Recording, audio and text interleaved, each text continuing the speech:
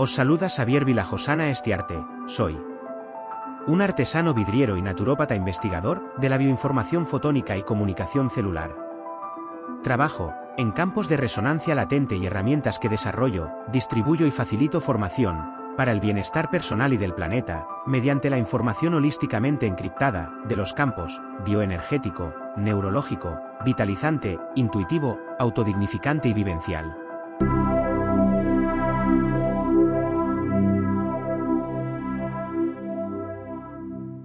¿Y si te dijera que las cartas del tarot guardan secretos que nunca te han contado? Que detrás de cada símbolo, de cada arcano, existe un universo de poder esperando ser descubierto. Bienvenidos al retiro curso taller de El Tarot Oculto, secretos jamás revelados con Ferran Prat de Sabiens. Un curso único en el mundo donde aprenderás los misterios energéticos de los arcanos mayores, la conexión con los supraarcanos, cómo el tarot conecta con las matemáticas sagradas, las civilizaciones perdidas y registros acásicos, rituales y técnicas para activar el verdadero poder de cada carta. Además, descubrirás por fin tus dones ocultos y aprenderás a manifestar eventos no sucedidos, conectándote con planos etéricos a través del tarot. Tu transformación y transmutación comienza aquí, apto para todos los públicos. Las plazas son limitadas. Inscríbete ahora a El Tarot Oculto, secretos jamás revelados con Ferran Prat de Sabiens. Información al WhatsApp +376 332 345.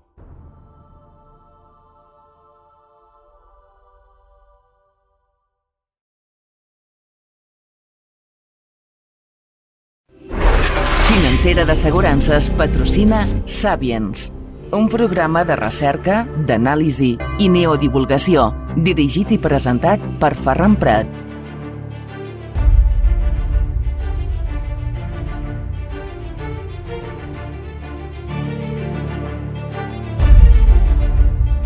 Salutacions, saludos, benvinguts, bienvenidos, welcome, bienvenido al Sabiens. Les habla su amigo Ferran Prat. Mirad que hoy me hubiese gustado hablar de este descubrimiento científico que ha realizado una universidad japonesa de Osaka concretamente, que ha descubierto algo que tenemos dentro del cuerpo. Una proteína, la AP2A1, que puede revertir el envejecimiento celular. Pero casi que mejor, ¿cómo está el panorama? Analicemos la geopolítica. ¿Con quién? Con el profesor Tristán Castell de Pinós. Profesor, bien hallado, ¿cómo estás? Muy bien, con muchas ganas de morder, ¿me entiendes? El pastel este complicadísimo de la geopolítica y dar quizás un mensaje de equilibrio, ¿sabes? Porque claro, en estos momentos todo es divergente, todo es contrario. Hay una cantidad de informaciones fake promovidas por el Estado profundo que de alguna forma hacen sentir que cualquier esperanza de progreso hacia un mundo mejor es un camino erróneo o que es simplemente intransitable. Y claro, en estos momentos creo que deberíamos iniciar y un poco, como quizás en las últimas charlas ya de alguna forma hemos ido promoviendo, un mensaje de clarificación.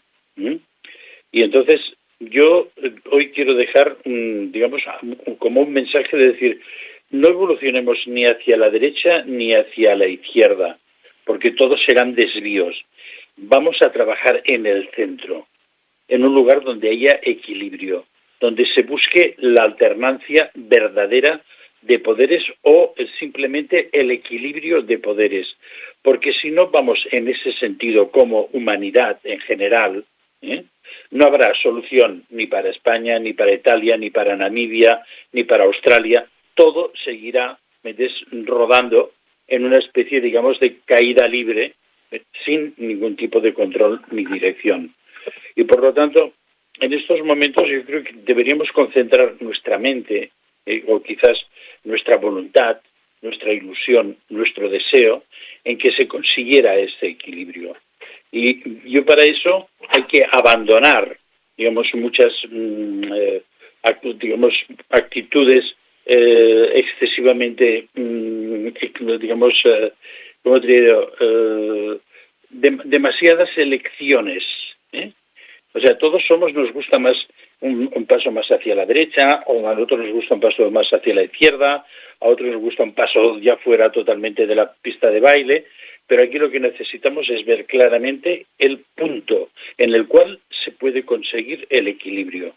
Y no le demos más vueltas, no busquemos pequeños elementos discrepantes, que si las calidades del armamento militar de este bando son mayores que las del armamento militar de este aquí, que si la religión en este punto parece ser más hacia una religión más conservadora, en otro lugar una religión, digamos, mucho más progresista. No, en estos momentos lo que necesitamos es que el fiel de la balanza se equilibre. Y los dos platos de la balanza, en lugar de subir y bajar de una forma absolutamente como si fuera un tío vivo o como si fuera una montaña rusa, se queden en el perfecto equilibrio. Y para eso necesitamos buscar la armonía y necesitamos buscar el acuerdo. Y el acuerdo solo es posible si abandonamos ideas excluyentes. Es que yo con esto de la izquierda no me hago de nada porque no sé qué, porque no sé cuánto. No, esto es de la ultraderecha, no sé qué. No. Lo que necesitamos es centrarnos en lo humano, lo fundamentalmente humano. Y hablaremos, si es necesario, algún día de la inteligencia artificial. Y quiero dejar aquí, ¿entiendes?, un mensaje, digamos, un poco radical. Yo soy autor de un libro que se llama El guerrero asceta y las runas, que probablemente volveremos a hablar porque este año en el Congreso tendremos unas acciones en presencia, o sea, no será leer un libro o aprender de un libro, sino tendremos acciones en presencia. Y quiero decir de una forma muy clara que es lo contrario de la inteligencia artificial. El hombre sometido a la inteligencia artificial dejará de ser hombre. Pero el superhombre, tal como predicó Nietzsche en su momento, creado a partir de su propia biología, ahora estabas haciendo tú, metes un comentario de un descubrimiento de la Universidad de Osaka. Aplausos, bravo, vamos por buen camino. Si conseguimos revertir el proceso de la entropía y del envejecimiento, nos damos más tiempo para aprender, para probar en nosotros mismos las capacidades superiores que el ser humano, ¿me entiendes?, tiene en sí mismo. Y por lo tanto, quiero decir esto, que no es que yo me oponga frontalmente a cualquier progreso, sino todo lo contrario. Lo que sí me opongo es que para llegar a cualquier progreso se abandone el progreso del cuerpo humano desde el cuerpo humano. Y eso quizás, ya sé que ahora esto levantará muchísima, digamos, efervescencia, pero si es necesario lo hablaremos, ¿no?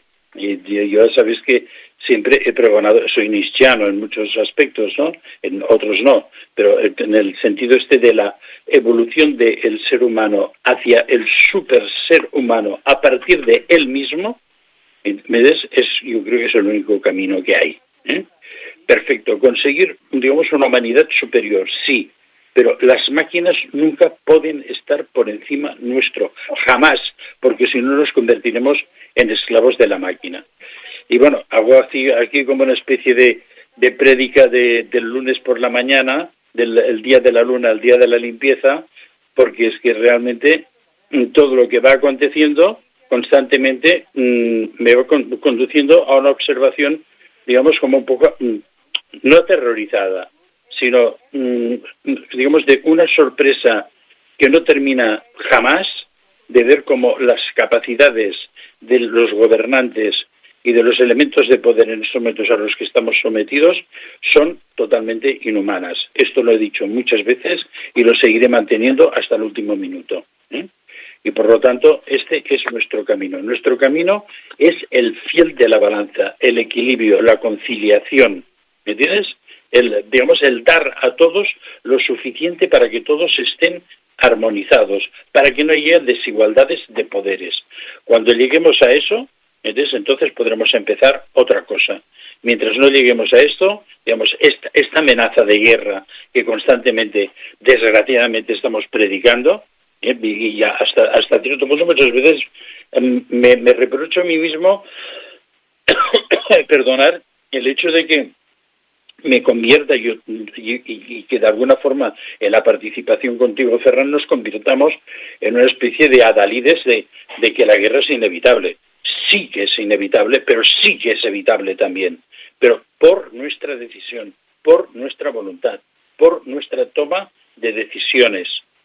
Y por lo tanto, desde aquí y una vez más, entonces os animo a que empecemos todos a tomar caminos que vayan convergiendo en ese punto. Bien, vengan de extremas derechas, de extremas izquierdas, de extremos de fuera de campo y extremos de fuera de campo de la otra parte, a juntarse en un camino central en el cual lo que vamos a conseguir es un equilibrio y una convivencia. Los burros y las cebras pueden convivir, ¿me entiendes? Y los caballos y los camellos también, ¿me entiendes? Y por lo tanto nosotros, las ideas políticas deberían de alguna forma solo ser una estructura, digamos, de debate, jamás de enfrentamiento. Bueno, y hay una cosa. Fíjate qué rendimiento en votos, por tanto, igual a política / poder, da mencionar las extremas, ¿no? Que si la extrema izquierda, que si la extrema derecha. Dentro poco habrá la extrema inteligencia artificial. Ojo, ojo, ojo. Esto da un rendimiento. Tristán, yo no sé qué pasa. Quizás sea la capacidad de análisis, sea tus conocimientos con las runas vikingas, sea mi conocimiento con el tarot oculto, sea por la información que está ahí o las líneas temporales que a veces se manifiestan, me da igual. Pero fíjate que lo que decimos acaba sucediendo. ¿Tú te recuerdas que hace un montón de programas atrás hablábamos de extrañas fechas que sucedían eventos que cambiaban y llegaban a producir un cisne negro? Es decir, algo que ocurría en un lugar sacudía prácticamente toda la mente planetaria. Hablamos también de que, ojo, que el 28 de marzo hay una alineación planetaria que a nivel de astronomía es una pasada, pero esto puede afectar o no. Pues caray, sí afectó, porque el 28 de febrero hubo en Washington, en el despacho Oval, aquella reunión que sacudió a todo el mundo.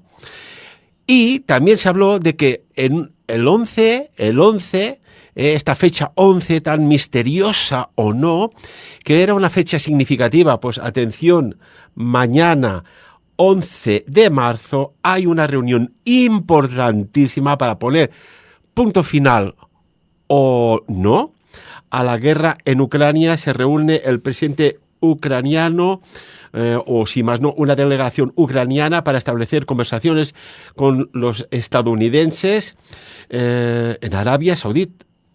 ¿Podría ser que fuera el principio del fin de la guerra o no?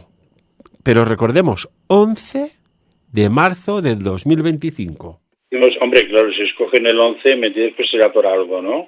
Pero todos saben que es una puerta del espacio-tiempo, y es decir, las voluntades que se presenten ahí tienen una impregnación en el tiempo comprimido que está esperando para ser manifestado, y por lo tanto es importante, ¿no?, lo que hagan ahí. A ver, Arabia Saudí es un país de que, aparte de los petrodólares y de muchas otras cosas, es un país sagrado, Arabia, es la tierra sagrada. Esto quiero decir, será por algo. Hay unas puertas del espacio-tiempo, hemos hablado muchas veces cuando hablamos del Arca de Gabriel, hablamos mucho de esto. A ver, no es cualquier lugar, o sea que es interesante, ¿no? Pero bueno, yo a partir de aquí hay otra cosa que también os voy a decir que es muy importante. Uno de los problemas mayores que tenemos en este momento es el abandono del cultivo del espíritu increado. Y entonces no existe, digamos, yo incluso digo, mira, los francmasones son, digamos, un ente espiritual. aunque no sea compatible, por ejemplo, con la Iglesia Católica o con otro tipo de creencias, ya son un ente espiritual. Entonces, cualquier tipo de, digamos, de actitud en busca de una trascendencia superior, ya nos conecta con el espíritu. Y en ese sentido, una de las cosas que yo, digamos, he notado en el curso de los tiempos, y Olga ha señalado muchas veces de una forma muy pertinente, es el abandono de la clase política de cualquier manifestación espiritual, ante lo cual, y hace poco hemos comentado la famosa imagen del Marco Rubio apareciendo con la cruz de ceniza del día de ceniza. Y digo, bueno, pues muy bien, me decía que, yo qué sé, metes en otro lugar con otras ideas, digamos, no muy acomodaticias a nuestra sociedad occidental, se hace gala de una, digamos, manifestación religiosa absolutamente, digamos, fuera de lo común o de lo aceptable en una sociedad como la nuestra. Pues bueno, si en la nuestra somos católicos, me parece muy bien que la gente salga con las cruces del día de ceniza o el día de Ramos, que se va a acercar, mientras dentro de poco que la gente vaya con sus palmas a consagrar. Bueno, Tristán, una cosita. Ha trascendido poco esta escena, pero el secretario de Estado de Estados Unidos, ojo, secretario de Estados Unidos de la administración de Donald Trump, cuando apareció con esa cruz este miércoles en la frente, en la cadena, si no recuerdo mal, en una entrevista que le hicieron en la cadena Fox, bueno, hubo en Estados Unidos un revuelo alucinante, que si era el símbolo de un hombre marcado por la bestia, que era un acto de fe, no, que esto viene esta cruz, que es un ritual del miércoles de ceniza que se pone en la frente por un sacerdote, etcétera, etcétera. O sea, hubo para todos los gustos, y la verdad es que yo no sé si en Occidente o en otras latitudes ha trascendido la noticia visual. Escrita, no me cabe la menor duda, pero visual, ¿no? Y realmente impactaba, porque no estamos acostumbrados.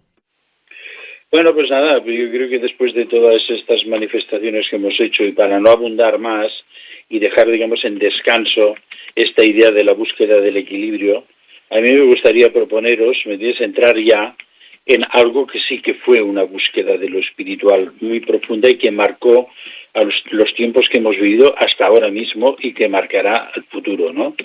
Y como sabéis, nuestros queridos sabiens videntes, que hemos dedicado un tiempo muy bonito a hablar del Grial en los Pirineos, yo lo que quería hoy es complementar, seguir en esta línea, pero por una parte, digamos, tremendamente mucho más misteriosa, con muchos más contenidos de investigación que creo que nos podrán, digamos, apasionar y dar también caminos alternativos a todos y cada uno de nosotros. A mí hoy me gustaría, después de este exhorto desde lunes por la mañana, después de este exhorto. Una cosa, este exhorto, ¿sabes que tenía un fragmento de una película que es quizás lo que están queriendo conducir, ¿no? A un mundo como nadie querría, pero que solo interesa a unos pocos. Pero bueno, quizás dejo ese fragmentillo para otro día, no sé. Bueno, como quieras, que si quieres atacarle, ataca.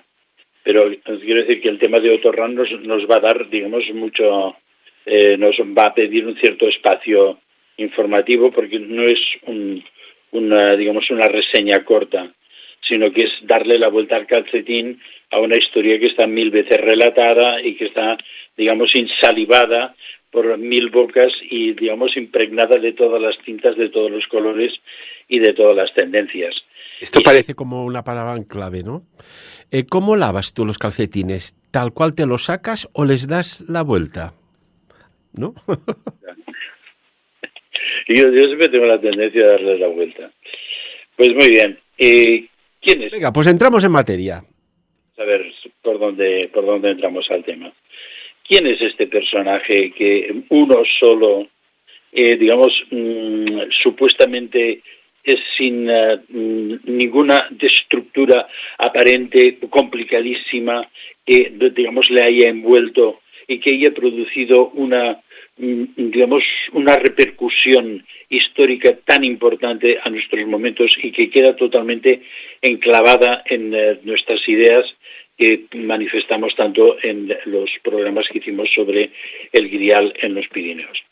Este personaje se llamaba Otto Wilhelm Rahn, o digamos simplemente conocido por Otto Rahn. ¿Y quién era este personaje, no?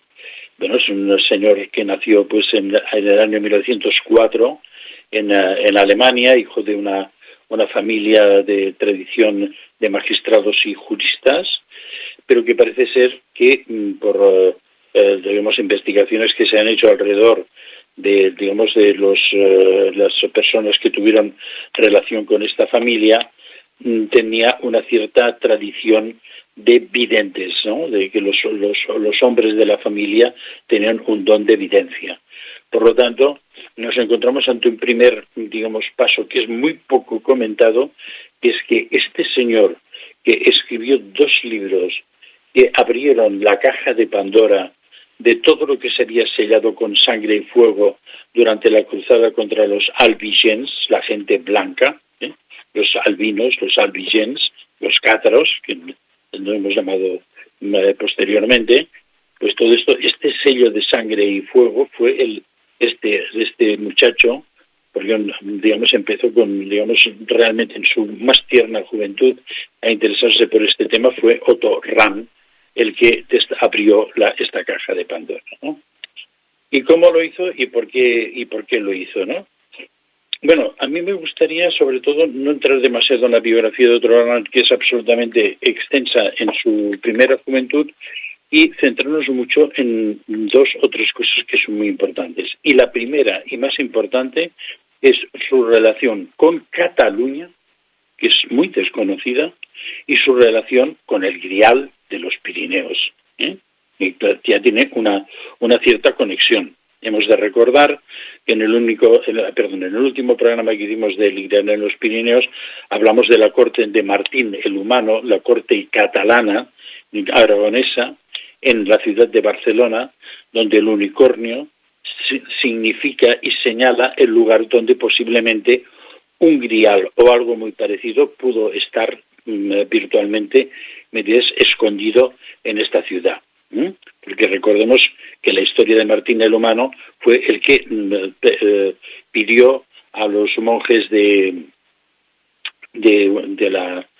monasterio de Huesca, en el que estaba conservada seguramente el vaso que ya analizamos en este último capítulo del Grial en los Pirineos, y lo hizo llevar a la corte de Zaragoza y de allí al Palacio Real de Barcelona, ¿no? Entonces ahora veremos un poco cómo se va juntando todo esto. Otto Rahn, mientras tanto, vive en la familia de juristas, y entonces su padre le infunde, como muchos padres a muchos hijos que quizás hubieran deseado hacer otra cosa, el deseo de que siga la carrera de Derecho. Mientras él se está preparando para ello, forma parte de un grupo de jóvenes que se llama los Van der Vogel, que es otra de las cosas que se ha hablado muy poco de Otto Rahn. ¿Qué eran los Van der Vogel? Van der Vogel en alemán significa las aves de paso. Era como una especie de grupos de Boy Scouts, para buscar una referencia que nos sitúe pues a un grupo de jóvenes que viajaban a través del país buscando los lugares, las tradiciones antiguas, en el campesinado, las canciones, recopilaban los cantos antiguos en las zonas rurales de Alemania, y esto fue lo que fue el elemento fundacional de muchas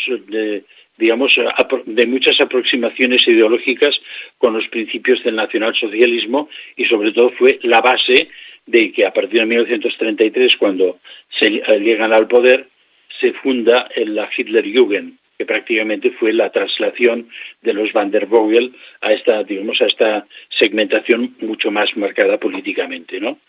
Y entonces Otto Rahn, en ese grupo, es cuando empieza toda esa revolución, alemana, de entre las 2 guerras y la recuperación de los elementos tradicionales, también se ve seducido por todo eso y acaba en una sección juvenil de las SA, las Sturmabteilung, las secciones de asalto, que eran las que se encargaban de proteger los mítines, digamos, nacionalsocialistas contra los ataques de los comunistas, que no eran precisamente, digamos, suaves, ¿no?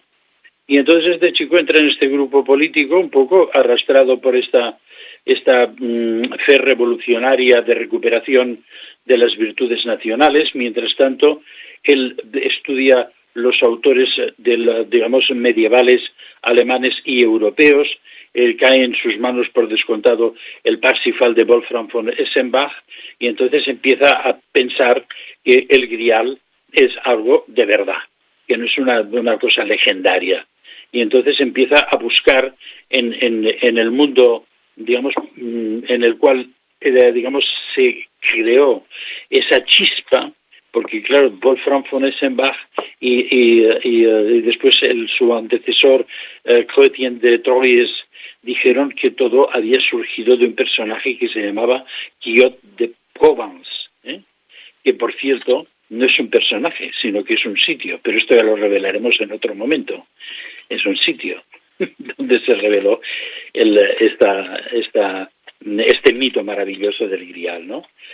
Y entonces, pues bueno, esto evidentemente hizo que él se enfocara justamente hacia la zona sur de Francia, hacia los Pirineos, y empezara a encontrar otros elementos que de alguna forma le estaban llamando a investigar en esa dirección, ¿no?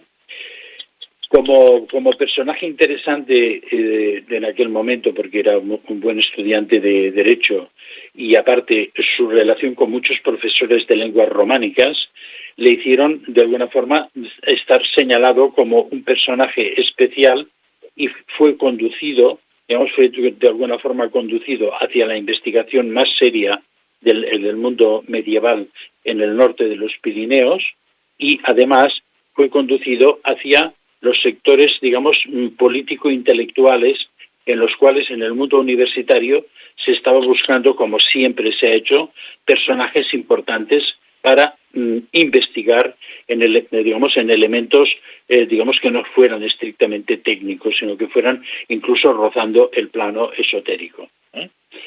Y entonces, a partir de aquí, este chico de pronto se encuentra, su familia es una familia de clase media, no tiene, digamos, los recursos como para que su hijo viaje por toda Europa como si fuera de la aristocracia, pero de pronto aparecen los recursos económicos para que este chico empiece a viajar por Europa y a tocar lugares importantes para su investigación. Pasará un tiempo en Suiza, en la que dará clases de alemán en los cantones, digamos, de habla franco-italiana, y después seguirá hacia el norte de Italia, pero ¿dónde terminará? Y por un plazo de tiempo no corto, en la ciudad de Barcelona. Y es una de las cosas más desconocidas de, digamos, el tránsito de Otto Rahn por este camino de la búsqueda del Grial en los Pirineos, ¿no? ¿Y por qué Barcelona?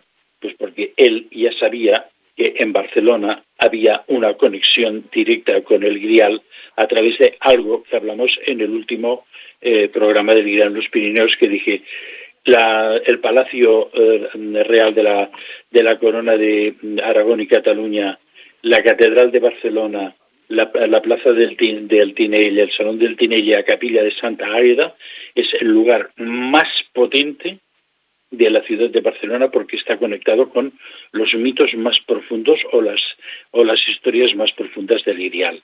Y él va a la ciudad de Barcelona y va a investigar esto y va a conocer esto. Y ahí alguien le habla de la montaña de Montserrat. Y entonces él viaja por primera vez a Montserrat, donde volverá varias veces más. Y este es un punto muy importante, porque en la historia de Otto Rahn prácticamente pasa totalmente por encima de este viaje que se hace en 1930 y que llega, digamos, a tocar ya por primera vez los mitos del Grial y las historias del Grial que él vivirán en su mente, en su ilusión y en su proceso de investigación, digamos, hasta el último fin de sus días, que no fue en el Kufstein, como se dice, sino que murió, digamos, en Occitania. Y entonces, ¿qué es lo que hace pues este señor?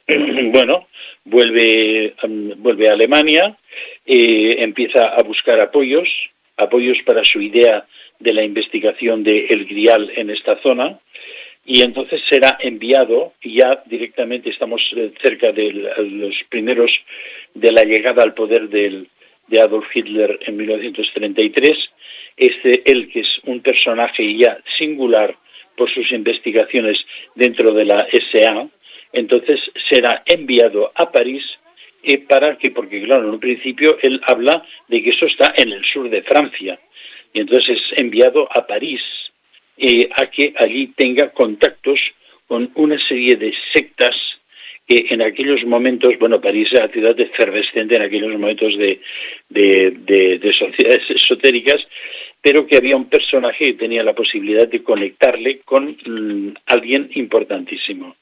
Y ese personaje era el que sería el futuro embajador de Alemania, era un diplomático alemán que estaba casado con una mujer francesa, y entonces él siempre, que se llamaba Otto Abetz, él siempre había dicho que Francia y Alemania habían sido enfrentados por poderes oscuros cuando en realidad tenían que haber sido siempre unos aliados naturales.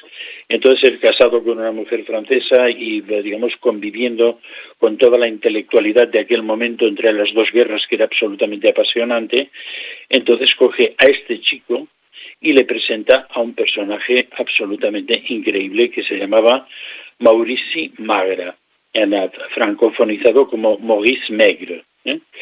Y este pertenecía a una secta muy secreta, muy poco conocida, que se llamaban los Polares. En realidad ellos, digamos, lo que creían era en Hiperbórea y en todo el conocimiento que se había almacenado en los países en más allá del norte, en Hiperbóreas, ¿no? Y entonces este era era nacido en Occitania y era un profundo conocedor del mundo de los albigens y de la supuesta herejía cátara, ¿no? Y este es el que le habla a Otto Rahn de Montsegur, le habla a él y le dice que es el sitio, que es el Grial estaba allá.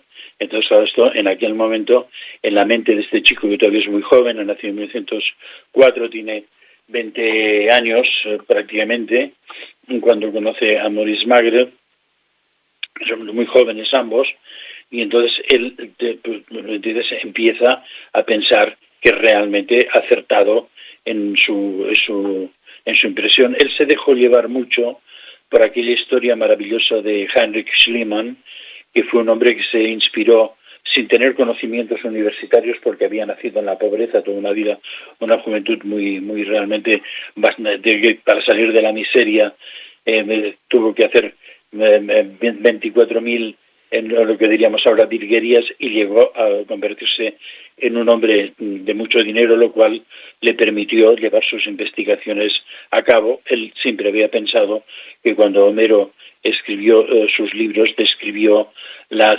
situación de la ciudad de Troya en un lugar concreto, y efectivamente, entonces, basándose en los textos de Homero, se dirigió pues a la costa occidental de Turquía, y allí descubrió las ruinas de Troya, que fue uno de los descubrimientos más importantes también de principios del siglo XX, ¿no? Entonces él pensó que él podía realmente ir al país del Grial y en ese sitio conseguir el descubrimiento de los descubrimientos. O sea, que descubrir el Grial, descubrir esa religión secreta, porque él ya habló de esa. Por cierto, quiero hacer un pequeño apunte, un paréntesis, de que recordaréis que cuando hablamos de la zona de Taúl, del valle de Taúl, hablamos del Valle del Ojo, hablamos de que los esenios podían haber llevado allí digamos, los conocimientos secretos de la ciencia del ojo de Horus.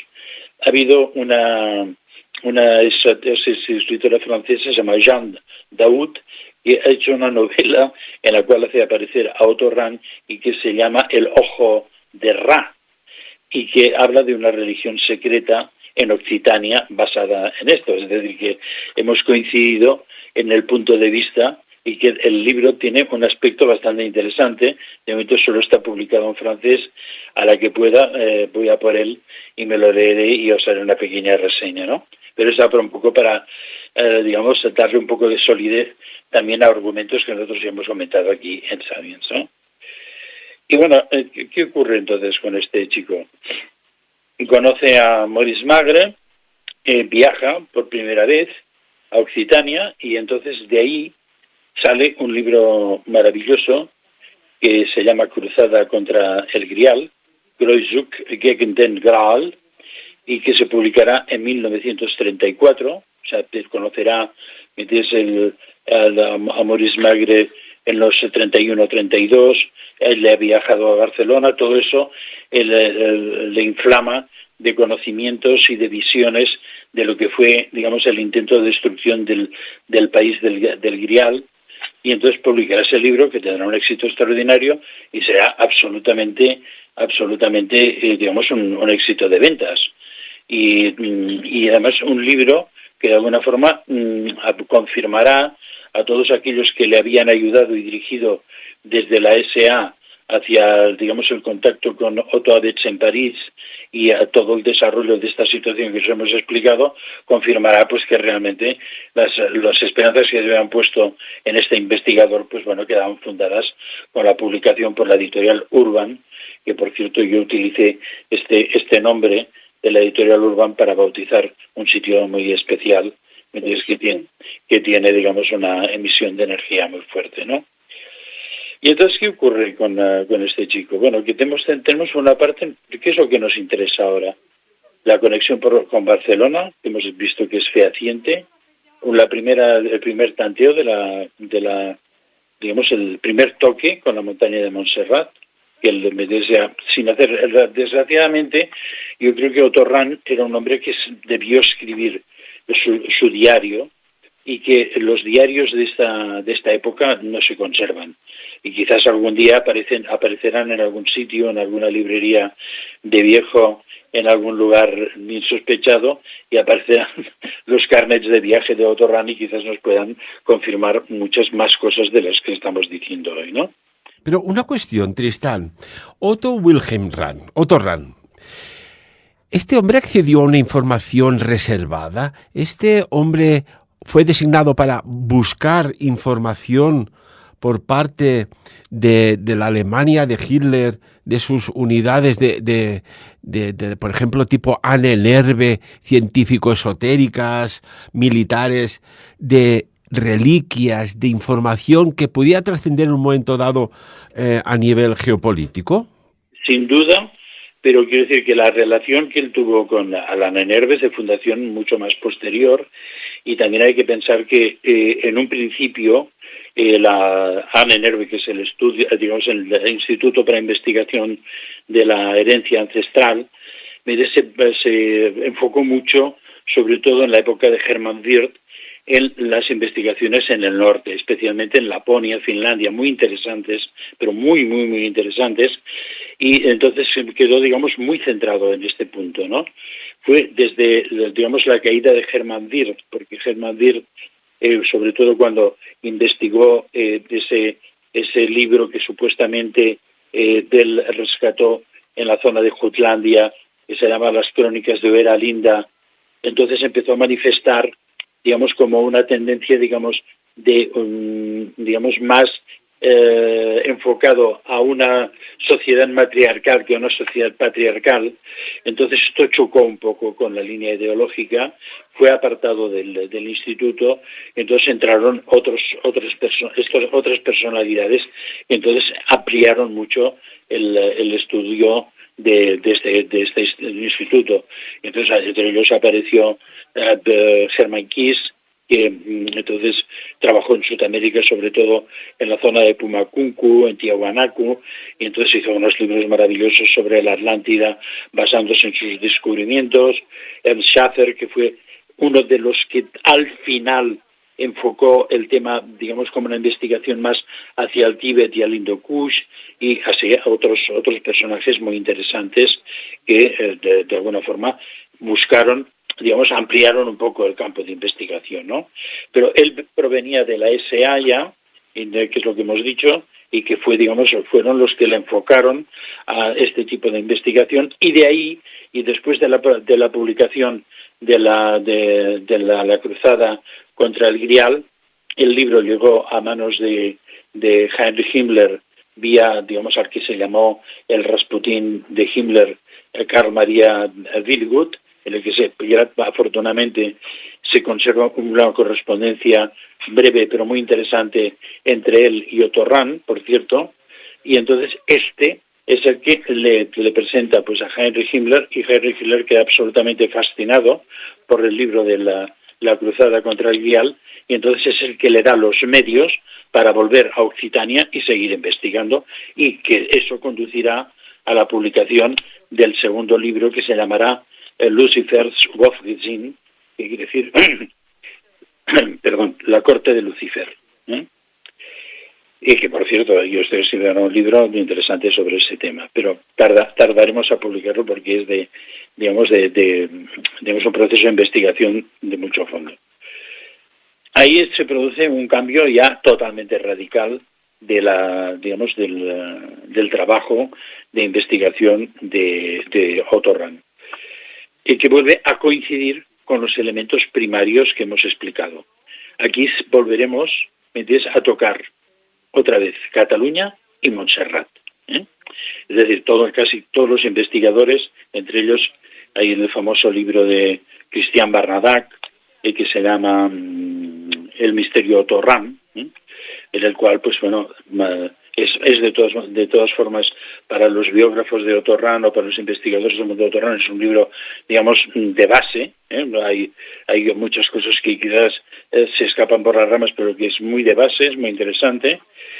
Y entonces, pues bueno, él vuelve a Occitania, y vuelve además con una misión política. Porque, claro, en aquellos momentos, que estamos hablando de 1933, 1934, estamos a la puerta de la entrada de la Segunda Guerra Mundial, que la Segunda Guerra Mundial empezará el 18 de julio de 1936 en España. Ahí empezó la guerra, como ahora podría empezar en Ucrania. Estamos en una situación muy, muy pareja, ¿no? Y entonces, en aquellos momentos, claro, las inteligencias europeas funcionan arriba y abajo sin ningún tipo de control, porque todavía el miedo de la guerra no es demasiado presente, pero ya hay un movimiento de inteligencias, y uno de los lugares donde se está produciendo un tráfico de inteligencia más importante justamente es, misterio, Andorra, amigos nuestros.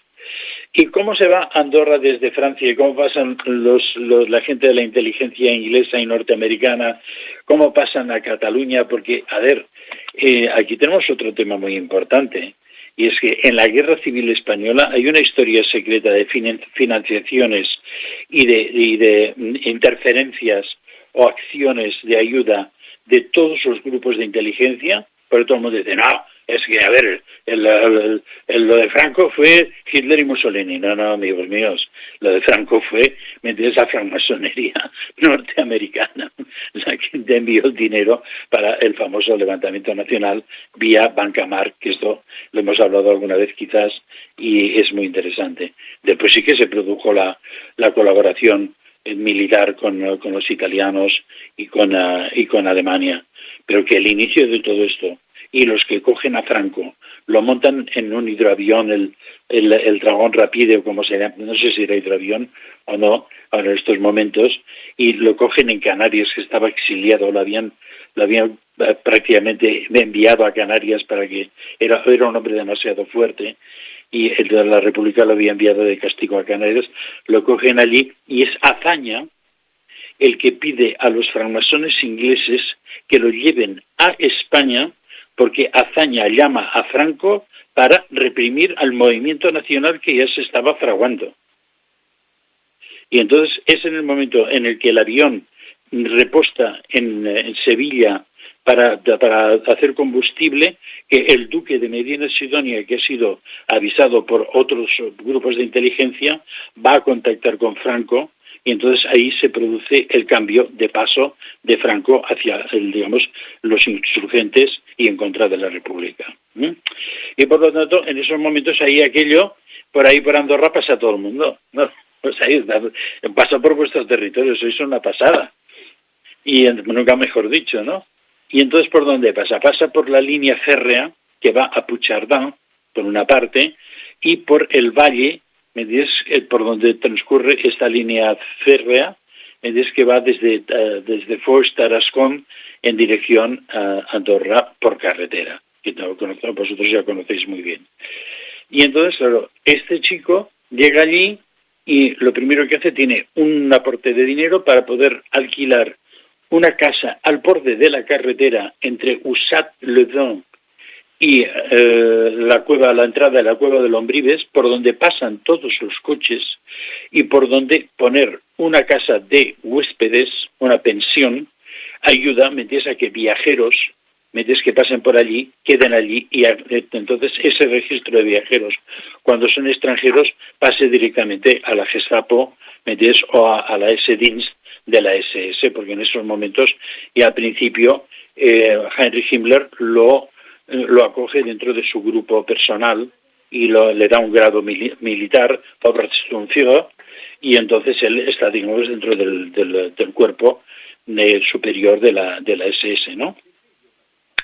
Entonces él montará allí su historia, ¿metes? Y mientras tanto, ¿metes?, hace esa función de espionaje, y que después será complementada de otra forma. Él va investigando el tema del Grial, ¿eh?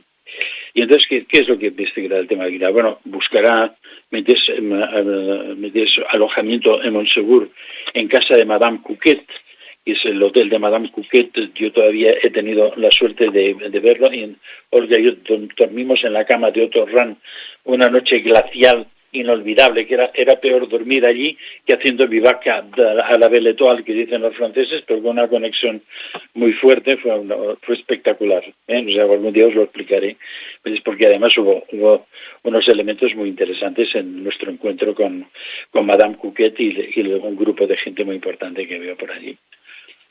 Y entonces, pues él dormirá allí, irá, conocerá Montsegur, conocerá cómo de alguna manera probablemente el Grial o algo parecido, los tesoros cátaros, era el lugar donde era un templo solar.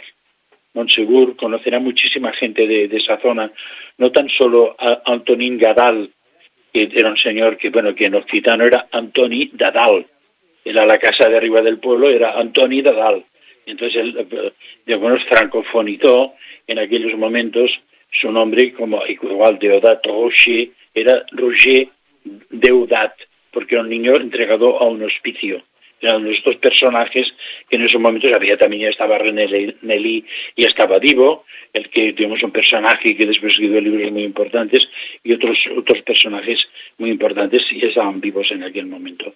Pero, los puntos, de conexión, las rótulas, fueron Deodat Roger, que era Rosacruz, francmasón, y sobre todo el Antoni Dadal, que era un Rosacruz, y además había formado un grupo Rosacruz, que después tuvo otra evolución distinta, que esto podemos hablar más adelante, ¿no? Y entonces él empieza a buscar por las cuevas que hay allí, encima de Ussat-le-Dain, la cueva de Bouin, la cueva de Belén, la cueva Les Églises Cathares, que es espectacular, donde hay una conexión hipercósmica en esa zona de allí. Está la famosa fotografía de Otto Rahn en la cueva de Belén, en el pentáculo que está grabado en la pared, con lo cual nos da cuenta de que Otto Rahn era una persona que no era un supermacho de las SS, sino que era un chico más bien de una construcción un poco frágil, porque es que yo desde luego no quepo dentro del pentáculo. Olga cabe perfectamente, pero yo ahí dentro no entro. Y entonces él empieza a descubrir cosas en esa zona. Antoni Dadal le hace ver que aquí hay algo muy importante, que son las lapis sanguinis.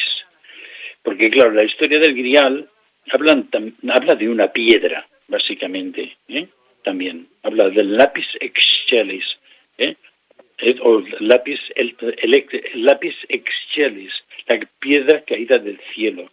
¿Y qué es la piedra caída del cielo? Son meteoritos.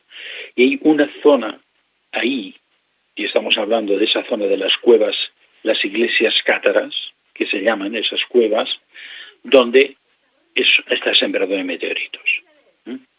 Y está sembrado de meteoritos, y vamos a la famosa teoría de la panspermia que se ha vuelto a vivificar en los últimos tiempos, que es la diseminación de una biología superior a través de los meteoritos. Esta es la verdadera teoría de la panspermia. Podemos, de alguna forma, y esto quizás deberíamos entrar más profundamente, si nos da tiempo, en la explicación de que en esa zona se crió una etnia especial, que sería la receptora de una ciencia especial también, y en esa zona. Y él, Antoni Dadal, le lleva a la zona donde están estas piedras, que se llaman lapis sanguinis, porque están, digamos, recubiertas de una pequeña capa de óxido, que se moja un poco y te dejan los puntas de los dedos de color rojo, y esas piedras son utilizadas como elementos de sanación y de conexión muy especial. Y esto es por una parte. Hay también una serie de descubrimientos arqueológicos. Algunos se van a conseguir después de la Segunda Guerra Mundial. Los nuevos investigadores del Grial conseguirán en la cueva de Fontanet unas cabezas muy especiales de tipo, digamos, extraterrestre. Esto es un tema muy, muy, muy restringido. Se conseguirán unos escritos en Pali, que ya hemos hablado. Entonces, y que ahora con lo de Nostradamus seguiremos hablando de los escritos en Pali ocultados en Montsegur. Es decir, después habrá cosas que nos ayudarán a seguir pensando que en esa zona, hemos hablado del Grial en los Pirineos por muchas otras cosas, que aquí tendremos que hablar del Grial en los Pirineos por muchas otras, ¿no? Y entonces, mientras él esté investigando todo esto, entrará a la cueva de Lombrives, sacará sus consecuencias, y dice que la cueva de Lombrives es la cueva mayor de Europa. Hay una sala que se llama la Sala de la Catedral, porque dentro cabe Notre Dame entera, y que es él pensó siempre que esto era la zona en la cual seres del interior de la Tierra habían sido proyectados afuera. Y esto lo hablaremos más extensamente porque el tema tiene mucho contingente. Tiene mucho contingente y nosotros ya nos quedan 3 minutitos de programa. Y una cuestión, así resumiendo, esa famosa cáliz, esa copa utilizada por Jesús el Nazareno, en esa última cena, según Otorrán, ¿podría estar enterrada bajo las ruinas de Montsegur? ¿O bajo algún vestigio arqueológico de aquella zona? ¿O no? ¿O te inclinas más que está por esta zona del Pirineo? Bueno, hay, digamos, diversos enfoques, ¿no? Hablamos de una forma muy extensa en el último capítulo del Grial de los Pirineos de la Copa de Valencia, del vaso, porque Cristo no hizo, o sea, en aquellos tiempos tener una copa con pie y tal era muy difícil, o sea, del vaso, y por lo tanto ese vaso podía haber estado en otra parte, podía haber estado en Gerona, podía haber estado en Montsegur. Yo creo que estuvo en un momento en Montsegur, en 2 sitios estuvo seguros, porque hay como una especie de triángulo energético, que esto quizás en un próximo programa hablamos de ese triángulo energético, y eso pudo estar ahí, y eso pudo ser parte de lo que esos caballeros que en el último momento salieron de Montsegur, y también explicaremos una teoría alternativa apasionante, entonces eso fuera llevado al monasterio de Montserrat vía Andorra. Eso pasó por nuestra tierra, seguro. Y entonces eso fuera llevado al monasterio de Montserrat, y ahora, pues bueno, cuando podamos complementar un poco esta información, hablaremos de cómo Otorrán va a Montserrat o sea, en el segundo libro suyo, que es La Corte de Lucifer, claro, es un libro de estudio, porque es un libro en el que él lo escribe en 1937, ya prácticamente a la entrada de la Segunda Guerra Mundial, él hará una renuncia a las SS en 1939, pero después sabremos por qué, y entonces en ese momento yo creo que él no le da tiempo a terminar el segundo enfoque de la corte de Lucifer, y hay varias contradicciones un poco significativas. Caray, nos dejas abrumados, Tristán, profesor Tristán, la capacidad de investigación que has tenido durante tanto tiempo, porque esto no se hace en una semana, este trabajo de investigación. Esto es impresionante. Bueno, tengo una foto de Otorran aquí de cuando me la miro digo, haz el favor, por favor, de poner en claro todas tus historias. Baja algo de información, o sea, instálame una aplicación otorran.com para que yo pueda bajar esta autorización. Quiero decir que en nuestro pequeño canal de información rúnica, que es solo exclusivamente para el tema de las runas, que es tristancastell.org/castells, hay dos capítulos sobre el origen de las runas en las cuales, sin entrar totalmente en este tema, entro en visiones complementarias. Y otro día, que se nos queda tiempo, cuando vayamos avanzando en todo esto, también hablaremos de la sorpresa que tiene Otorran cuando se encuentra en el collado de Victesos, y va a ver, no sé si has estado en Victesos, hay un dolmen absolutamente impresionante en la cima de una montaña. O sea, es de toneladas, aguantado sobre 3 piedrecitas en la cima de una montaña, el dolmen de Shem.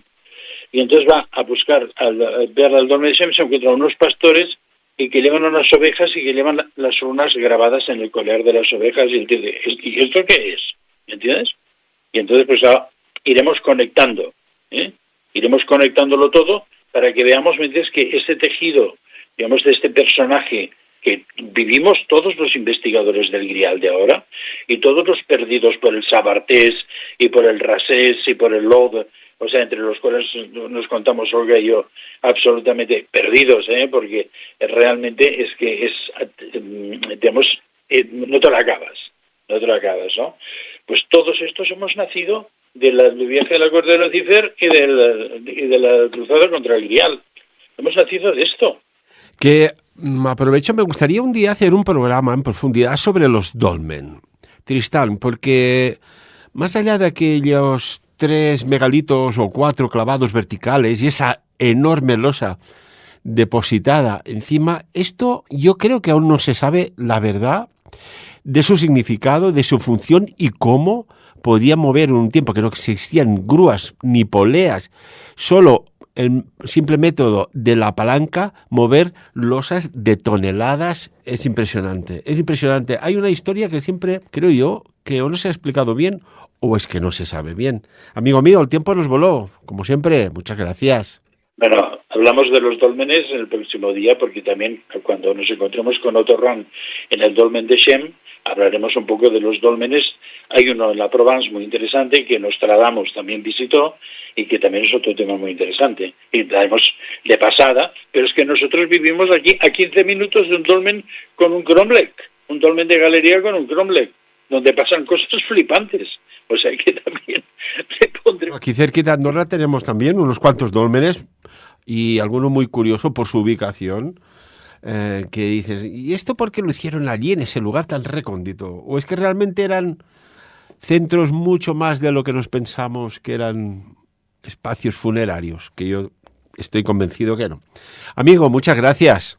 Venga, gracias a ti, y a ver si de alguna forma podemos ir complementando esta información que tiene cosas muy nuevas, especialmente la conexión Cataluña-Otorran, que es prácticamente desconocida. Totalmente. Mira que nos gusta la historia a los sabiens adictos y esta yo personalmente la desconocía. Muchísimas gracias. Y amigos y amigas, como siempre, el tiempo se nos ha volatizado de una manera tan, bueno, no sé, misteriosa como el programa en sí. De lo dicho aquí, por encima de todo, como siempre, que cada uno saque sus propias conclusiones.